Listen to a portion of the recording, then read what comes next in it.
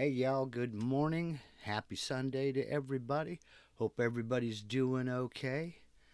It's good to be here, good to be alive. And welcome to live Q&A number 16. Let's see who we've got going out here. We've got, Dan Lewis, Ayal Peleg. I hope I'm not butchering your name, sir. David Crook, Jeff from over there at Restorer 66. And let's see who else. Steve, Harnail Media, Webmaster to the Stars. Link to Harnail Media is down in the description box below. If you're thinking about a website, he can hook you right up. David Kraus, Bob Helt to Bridal, poster of all things funny and just flat out silly. Kevin Els, Miss D, good morning. Tim Keller, Tom Conway. Got a chance to meet up with Tom Conway. He was down from Alaska visiting some friends and family, and we got to meet up, go to a local tool and supply store here, and hang out for a little bit, and watch him drool over some of the tools and supplies and stuff that aren't readily available in a small town in Alaska. Let's see, Jill Knight, good morning. Good afternoon now. Tim Keller, Chad M., John DeRuse. Okay.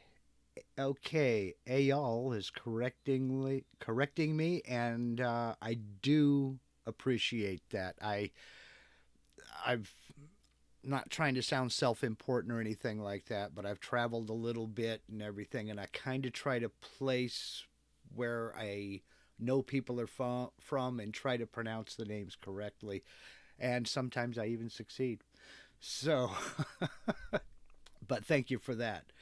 Baron Lynn from Florida, good morning. Okay, so let's see.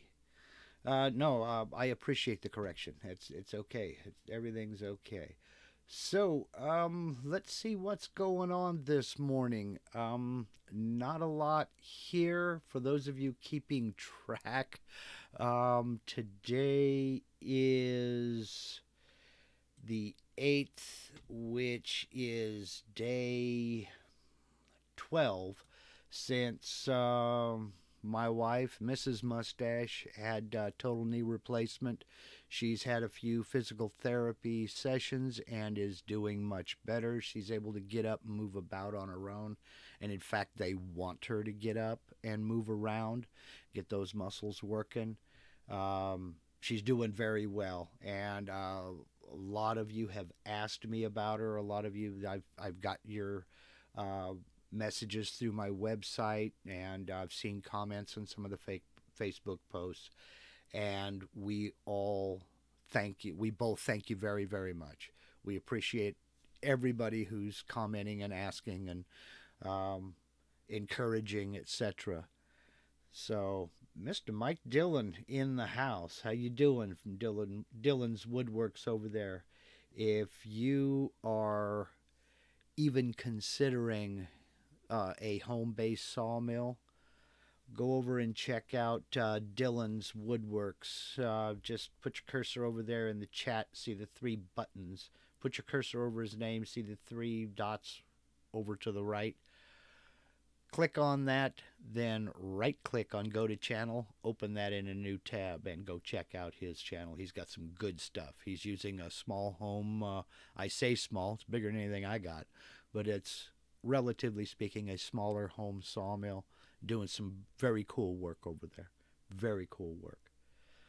So, any way to make the sound stronger? Is everybody hearing me okay? Let's see. I've got my sound level up, and it's putting out pretty well. I don't dare turn it up anymore. So, I don't know if that's on your end. Is my audio coming in all right? I mean, I've got the microphone right up here. And we'll get going. Okay. Yeah, I don't. Al, I don't know about sound. I don't know if that's on your end or my end. Pull my mic a little closer and see if that's any better. Okay. Oswald Perry say loud and clear. Jeff is saying hears me okay. All right. Well, let's see. I don't have anything in specific to talk about today. It's basically kind of an open line. Something I'm noticing in the emails that I'm getting is I'm getting quite a few of more basic questions, and especially about cutting out around 3D models and attempting to V carve an open vector. And so I'm wondering if that needs a little bit more clarification, if you think that needs a bit more clarification. Um, I think some folks may be attempting some pretty advanced projects before they have the basics down, which is fine. You do need to push yourself in order to get better. But I'm wondering if you think I need to clarify some of the more basic things. I don't think I've ever done a video on using a profile toolpath with a V-bit.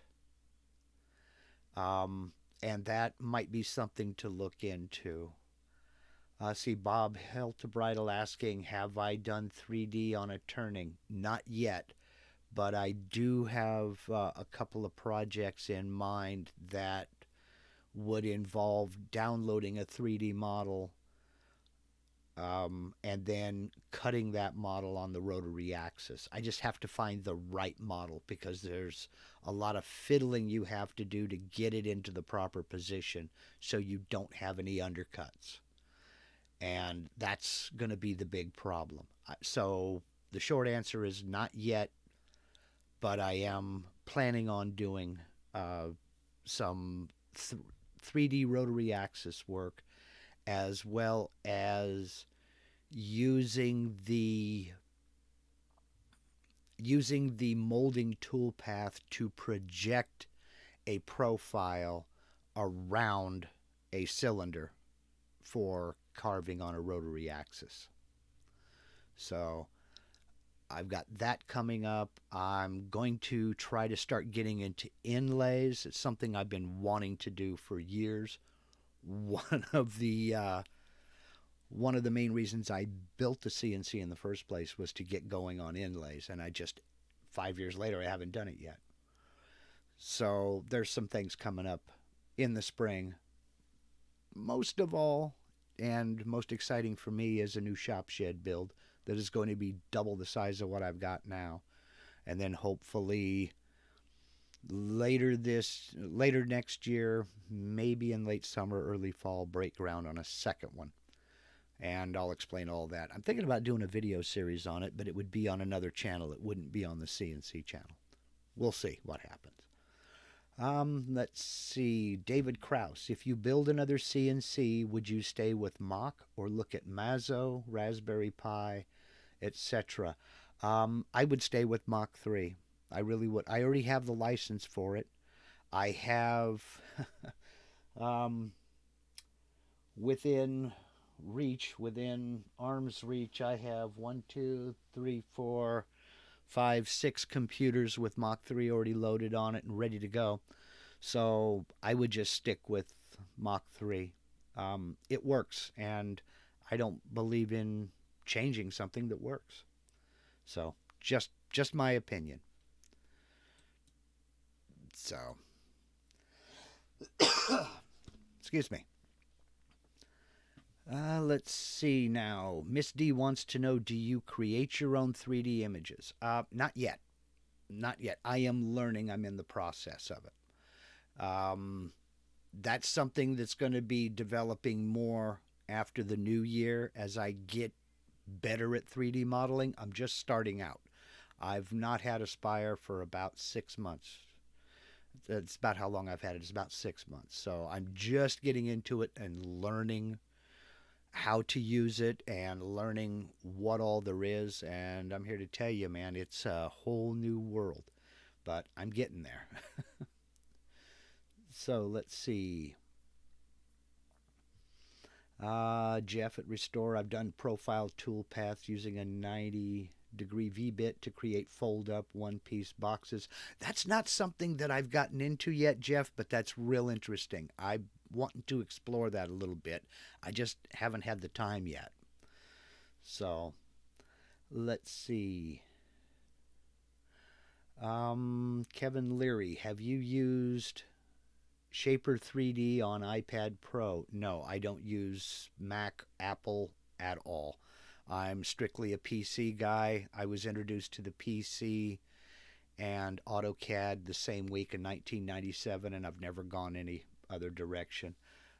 Years ago, my only experience with Apple was years ago. I had an Apple IIe, and I went from that to, believe it or not, an Amiga machine, and then from there went to PC. So I'm not experienced with Mac at all. PC all the way. So a multi-computer guy after my own heart. I don't feel bad with 12 laptops. Yeah, Bob, we only have two laptops. See, we have two laptops and plugged in and running right now. One, two, three, four desktops. So you know, and the funny thing is, the reason I have all these computers, well, let me rephrase this. Um, Two of these computers I got from my father when he passed away. So they were his computers, and I've kept them for all of his files, photographs, things like that. Um, it, the others, when I first got into CNC, I told people that I was going to be building a CNC router and that I needed a older PC that had Windows XP on it to be able to run Mach 3. So if they had one kicking around the house, in a closet, underneath the bed, something like that, collecting dust, let me know. Let me come check it out. I might be interested in buying it from them. That first week, I had four given to me for free just to get them out of their house. And they just keep coming. I mean, I've cannibalized and put together nice computers out of all of the PCs that have been given to me. And I just basically, I have all the disks I need. I wipe the hard drives, put in a clean install of Windows XP, spend a little bit of time online updating it, and so that it's got the latest updates, and unplug it, never to be plugged in to go online again, and they get Mach 3 installed and stashed away. So I've got a bunch of backups here. So let's see. Richard Poland, I will receive my new CNC for newbie 50 by 50 in a few days. If I have the space, do you think I should keep a space on the front or on the side if I plan to get a rotary equipment in the future? Um, let's see. It's all going to depend on how big you want to actually cut, and um, do a little bit of honest talking to yourself and thinking about this.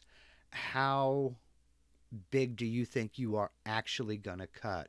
I mean, having the ability to put a 6 foot piece of material between centers is great, but if you're only cutting maybe 36 inches, it's kind of, you're going through a lot of extra time, trouble, effort, and expense to create something that big.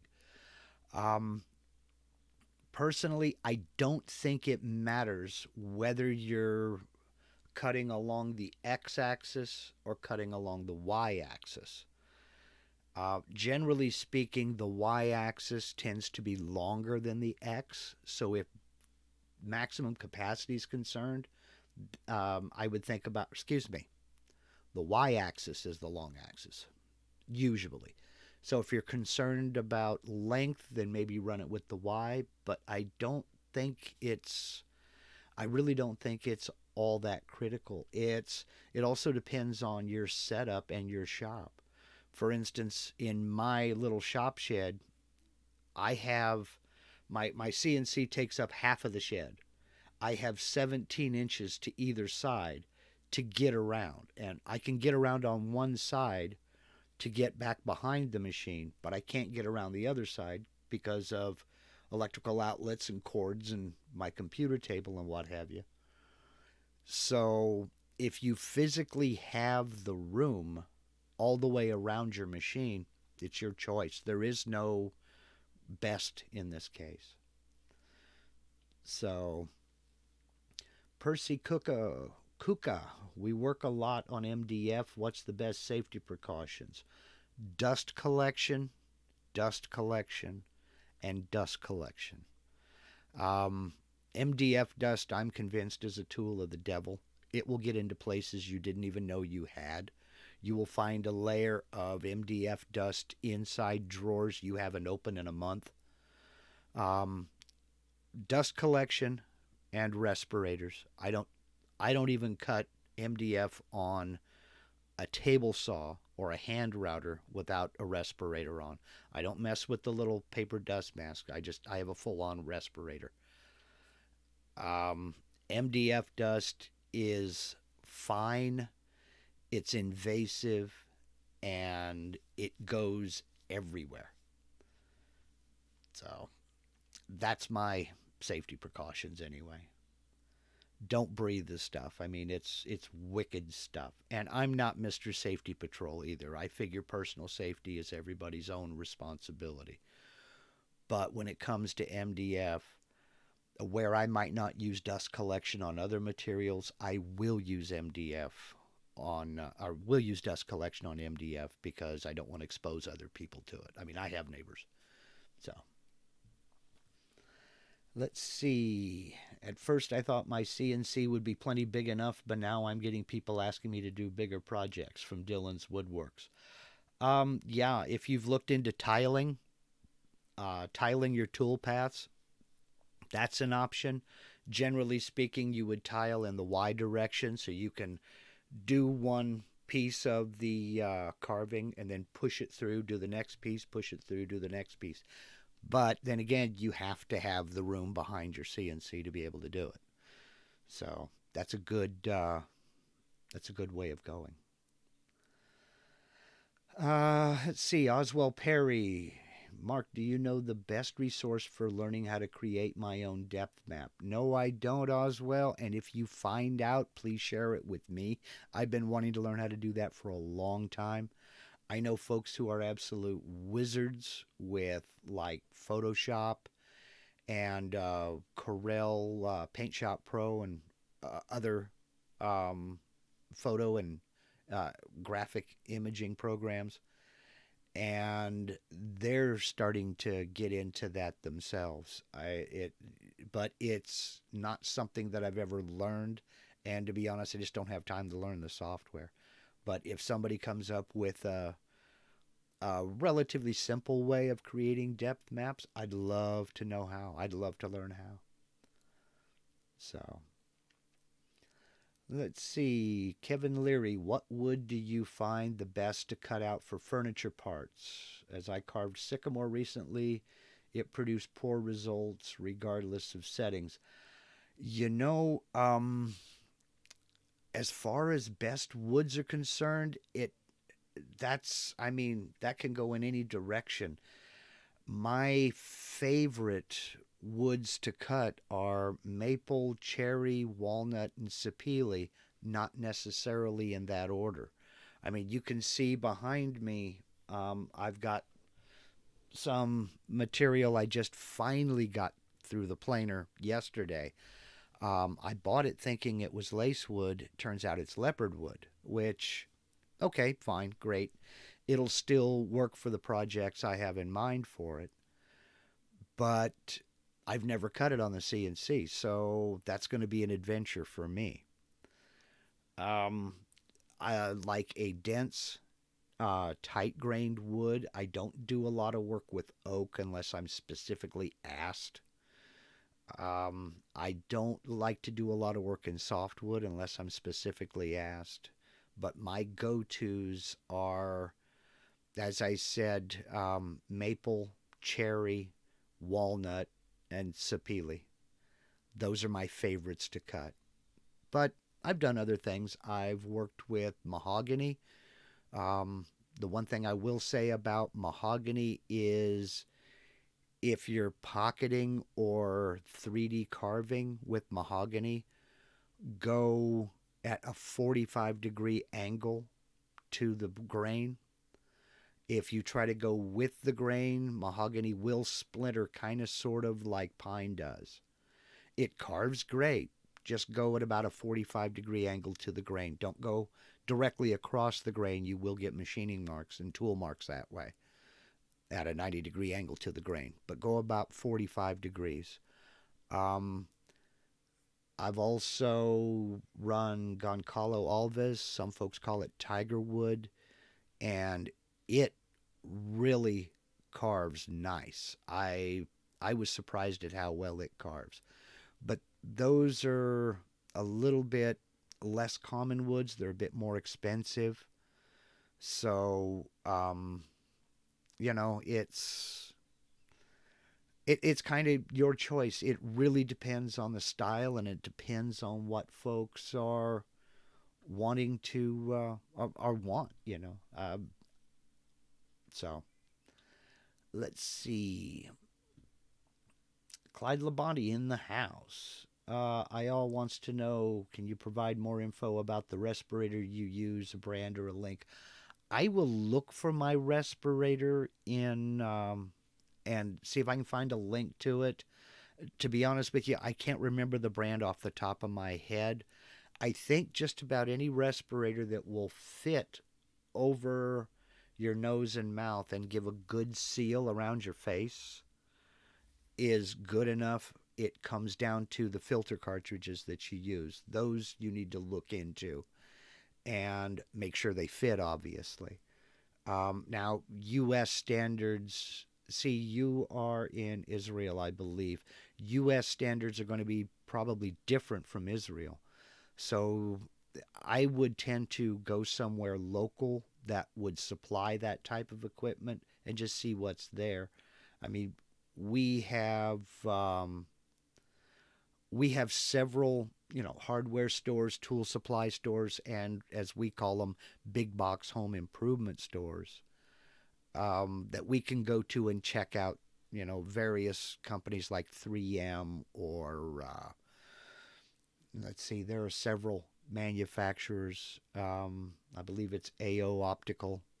They also make a respirator. The filter cartridge is more important actually than the respirator, but I will look and see if I can find one. So let's see. Richard Poland, how deep did you drop your table in front for your rotary equipment? I will put a link to the video I did about that.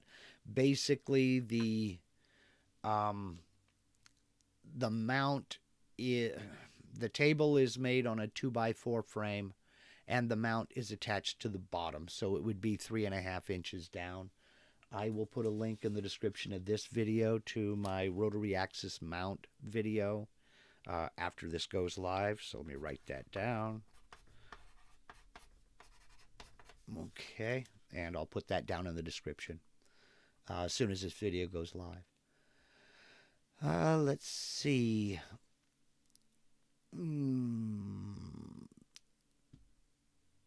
Let's see. I am new to CNC. This is Percy Kuka again. I'm new to CNC. Do I avoid MDF work? I wouldn't say avoid it, and I wouldn't say go for it. I mean, it's entirely up to you. There's nothing really wrong with MDF. I just don't like working with it. Then again, I don't like working with pine or most softwoods either. There are a few exceptions, but it's completely up to you. I wouldn't say avoid it. I mean, if you're running commercially, work is work, you know?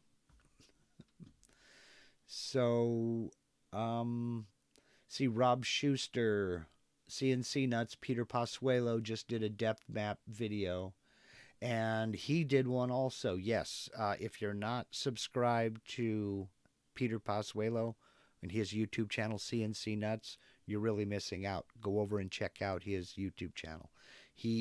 Peter is the first CNC YouTube channel I ever subscribed to, and I've learned so much from that man. I can't even quantify it. But yes, and Rob Schuster's got some cool videos over on his channel as well. Hit those three dots next to his name and look for Go to Channel, right-click it, open a new tab, check out his channel, and look at his rotary drum machine. Very cool. Very cool. Let's see. Dylan's Woodworks, I use 3M with cartridges. I know I'm using 3M cartridges, but I don't know what the make of the mask is, what the brand of mask is. Scott Wilson, how do you speed up your time on a project? That's a wide open question, Scott. Sometimes I don't. Sometimes it just runs as it is. I've always been the conservative type in that I'll drop a low number in feeds and speeds, but I do this with hand equipment too, and the material will tell me how it wants to be run. I mean, something like a hard maple, I could start at one speed and be working everything just fine and get to one end of a piece of material, and suddenly it will start chattering like crazy because there are different densities and different materials.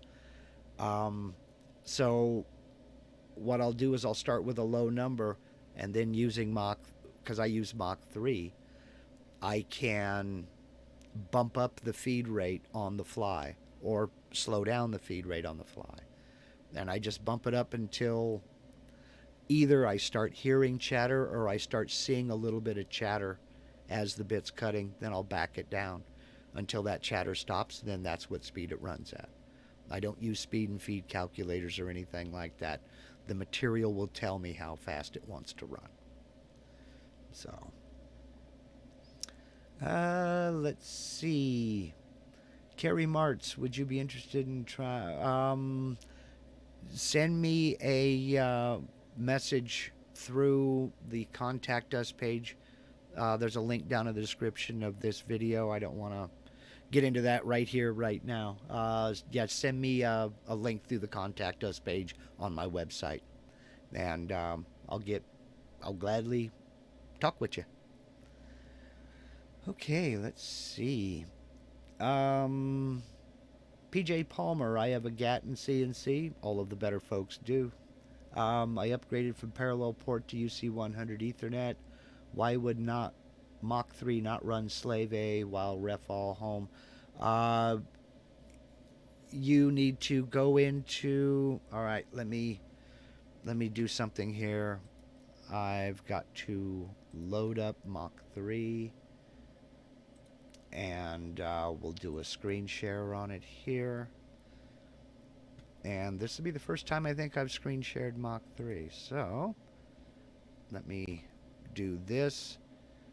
And I believe I should be... I'm letting YouTube catch up. I believe I'm displaying Mach 3, but I gotta wait and see. Here. Yes, I am. I'm displaying Mach 3. Okay. What you'll need to do is go up here to Config, go down to General Config, and now I gotta find it. Right here, Home Slave with Master Axis.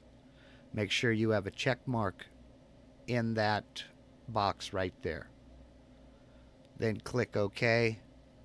Go back up to the Config menu and Save Settings. That writes it to the XML file. That writes that change to your hard drive. If you don't click Save Settings, the change you made will only affect this section of Mach 3, and you'll have to start it over again. You'll have to do it again when the next time you start it up. Okay, so if that is checked, then I don't know where to go from there. So sorry. Okay. Yeah, if you're using a UC400 Ethernet, you know, I would get onto Facebook and get into the Gatton CNC group. I'm old school. I'm still using the parallel port. I don't have a UC 400, but I would get into the Gatton CNC Facebook group and post the question over there. There's a lot of people over there that do use UC 100s, UC 400s, various Ethernet cards. So let's see. Lithograph took 15 hours. Aspire told me 36 minutes. Yeah, something's going on there. Don't know what's happening with that. Let's see. Miss D. Sometimes when running a project, I would run into an error and have to home my machine. But when I do that, I do not know how to make it pick up where I left off. I use UGS platform. Okay, I don't know a thing about Universal G Code Sender. Um, I don't know. I would get into some of the Facebook groups. Uh, there are several Facebook CNC groups that have literally thousands of members. I'm an admin on the CNC for Beginners Facebook group, and we just went over 16,000 members. And these are members of every experience level. We have the absolute beginner who is still thinking about buying a CNC, up to folks who are professionals and do this for a living every day. Somebody will be able to answer that question. But personally, I don't know a thing about Universal G Code Center. So, excuse me again. Let's see. Clyde Labonte, I wonder if the resins in MDF are harmful. Some of them are, but it's more to do with the fine particles. They just float everywhere and stay suspended in the air forever. I mean, you can get out the shop vac after uh, you can get out the shop vac after machining something MDF and clean up, and then go away and come back a half hour later, you'll still find dust settling. It's just so invasive and so fine. I can't say yes, MDF dust is bad for you. I can't say no, it's not. I just think it's real easy to turn on a dust collector and real easy to throw on a respirator. Why mess with it? You know? I'm not the healthiest guy in the world. I smoke. I don't have the greatest diet. But I also don't believe in slapping fate in the face. And if I can throw on a respirator to keep from inhaling that junk, you know. So, let's see. There was somebody asking a question up here that I missed about, is WPC a safer bet to MDF? I'm not sure I know what WPC is. It's not that I think MDF is unsafe. I just don't like working with it. It crumbles, it cracks, it tears out easy. It will hold figure and it will machine fine for 3D work if you're going to be painting it. But I'm a wood nerd from years back. And I mean, you can tell by the leopard wood behind me. I mean, I've got pieces of wood, little small things that I've been hauling around with me for 30 and 40 years. This is, for instance, this is a piece of Kamani wood that I cut 30 years ago when we were stationed in Hawaii. And it's just a sample piece, and I just like it. And I keep it. So I prefer using hardwoods to something like MDF. I'm just a wood nerd. It's not that I think MDF is unsafe. Um, it's just I don't like the material. Then again, I'm not a huge fan of plywood, but I use it when that's the appropriate material to use. So if you want to use MDF, by all means, go for it. So let's see. Let's see. PJ Palmer, thanks. It was a new problem to the UC400. Parallel ran fine. Yeah, I would get over there into the Gatton CNC group and ask the question over there. I have never been in the same building with a UC400 that I know of. So let's see, Scott Wilson in Aspire. Is there a way that you can stop a project then later go back without starting from the beginning? Are you talking about? Um, I'm confused. In Aspire, if you're working on the design and calculating toolpaths, etc., you should be saving the file. Go up and hit File, Save As, save it in a folder, and then save early, save often. You should be saving the file. Now, if you're talking about outside on the machine, you're probably not running it through Aspire, and that will be dependent on your machine, your control software. Um, but Aspire doesn't have anything to do with the control of the machine itself. Let's see, Bob Heltebridle. I still get a fine dust even while running my air handler. Yeah, that's my experience too. Let's see, Scott Wilson. What material do you use for your spoil board? MDF. As much as I hate it, it's cheap, and I have absolutely no problem with surfacing, taking off another 20 thousandths and going for the gusto. Just surface it, and then I have to seal it with shellac. Here, I live in Oregon, and like this morning, it's a balmy 34 degrees, and we have heavy fog, and fog is 100% humidity, and as such, the air is so wet. MDF will absorb that and just start swelling like crazy. So I surface my spoil board, then I have to seal it with shellac to keep it from doing that. So, your mileage may vary, but that's what I have to do. But yeah, MDF is cheap, it's quick, and it's made to get messed up. Clyde Labonte, bird's eye maple, question mark?